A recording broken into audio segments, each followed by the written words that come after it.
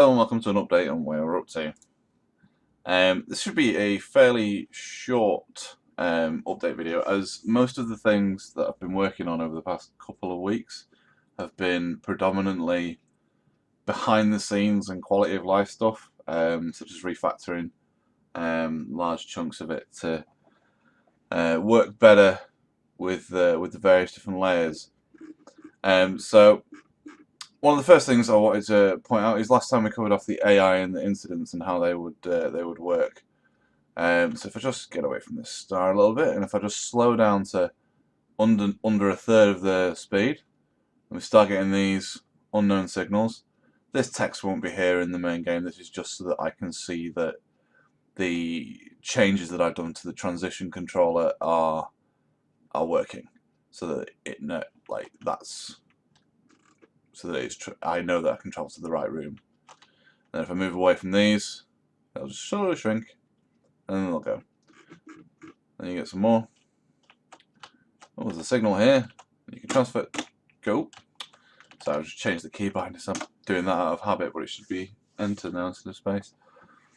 And then you get taken to you're currently in unknown signal, and you can transition to the galaxy. So this is where you would have various different events. In this time, it spawned some pirates. But if I go back to space, and then go back to the difference, it will generate a new one every time.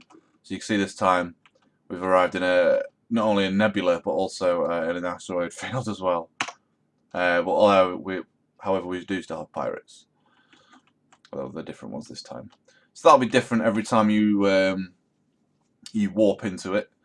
At the moment, there's only two scenarios. One, you get there and there's pirates, and two, you get there and there's treasure or loot, little loot barrels that are dropped by what do we call it? By smuggler pirates and also by transport ships that have come under attack. I won't go about trying to show you those, because usually it ends up with me just getting absolutely dominated by the AI, because I've got it turned up a little bit too high at the moment. So the transitions have been changed completely. You'll notice that no longer around the stars is there a circle to denote how far away from the star you are going to be automatically transported to it. This will allow the player to fly freely around the galaxy level view, and they will only go to places that they want to go. So when you want to transition to a system, then you definitely need to be in range, and that range hasn't changed. It's just that there's no longer a circle drawn around it. And then you just press enter, or whatever the key is going to be when I finally do get it done, and then you'll be transported to the system that you are within range of. That is, however, superseded by this unknown signal here, which is nothing. So if there's a signal on top of the galaxy, on top of the system that you want to warp into, then the signal will take precedent over the system. So we just transport back in there like this, and again, I'll just warp straight in to the system level.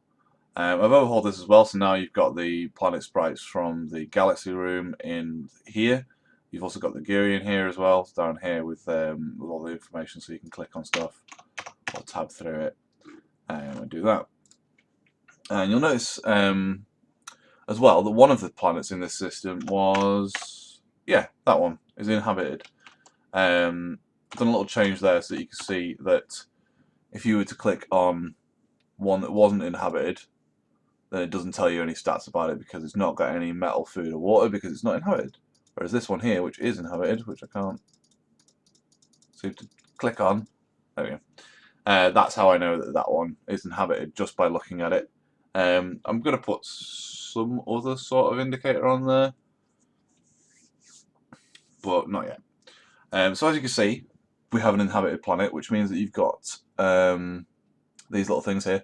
These are just called filler ships, and they're just to give the system a sense of being lived in, of making the thing feel more alive, like you're not necessarily alone.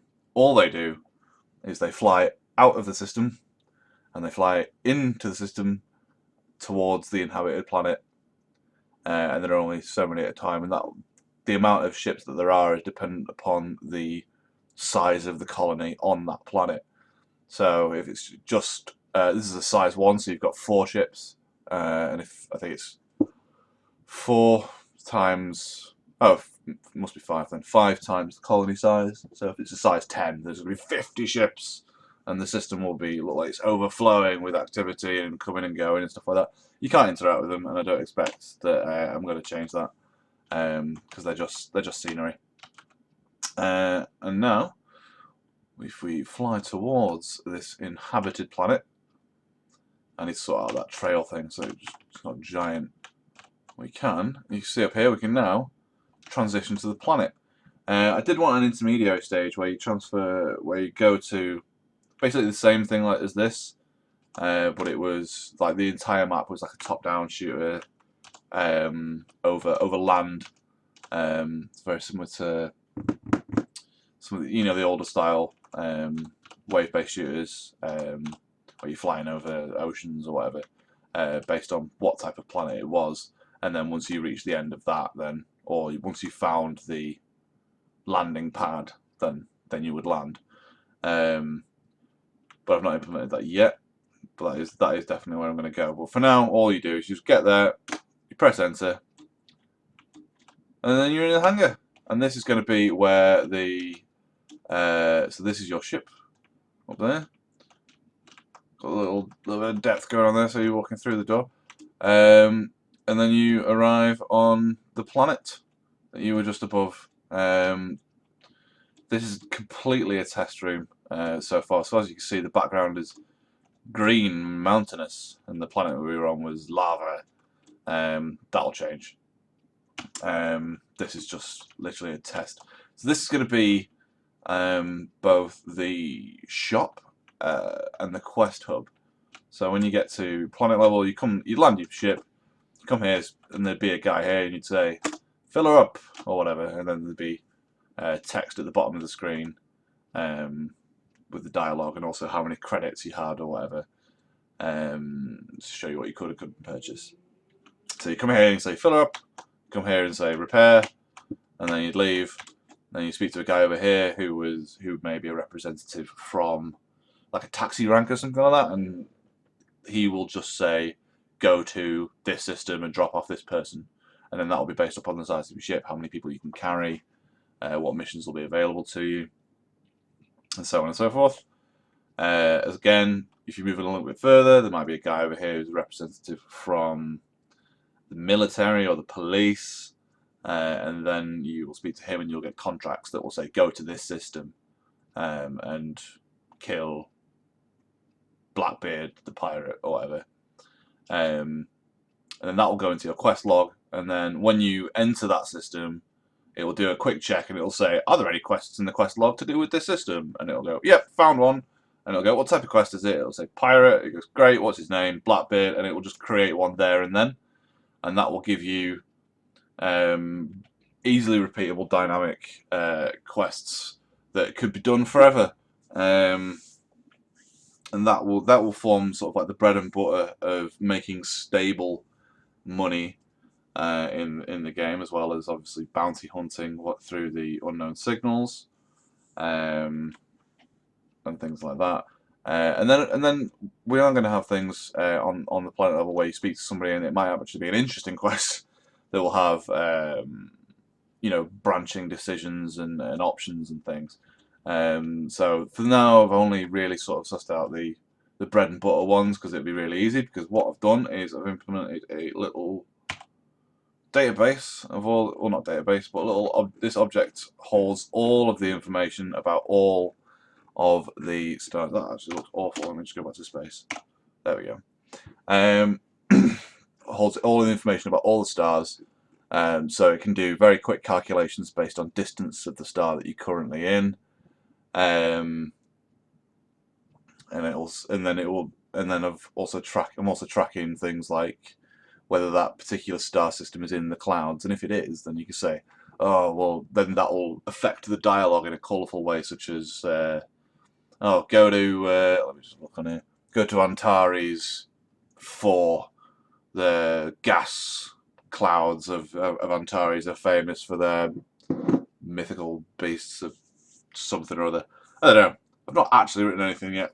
As you might be able to tell from that unbelievably poorly improvised quest there. However, that'll be the sort of thing that will happen, and that'll be that's just flavor text.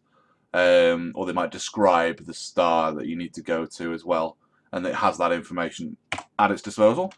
So yeah, another thing that we had there is the planet we were on. This one is the one that we came out of. Yay! It may seem not much of an achievement. However, I've done so much refactoring with the transitions between levels because I wanted to make it. It was very easy when it was going between galaxy and system level to have that set up because it was just go to one and go back to the other, go to one, go to the other. So now I've got a massive switch statement based on where you are, where you're going, where was your previous location. So if you're coming into a place, then it will check where you were, so it knows where to create you, and all that sort of stuff. So yeah, big changes, but a lot of it again behind the scenes. There's not a whole lot to sort of like get excited about right now. Let me see if I can just try and get one of these smugglers. First of all, I have to slow down to 7 speed to get my signal. There we go. We'll just go in here. Dun dun dun dun. Yep, there's a smuggler. Ooh, it's a big one. We will change to plasma. Okay. Obviously, as soon as you fire on one, you fire on them all. Luckily, I don't think we could die. Let's keep an eye on his stats. As you can see, the sparks no longer are forming there because the shields were down. I think we'll just try and run away there.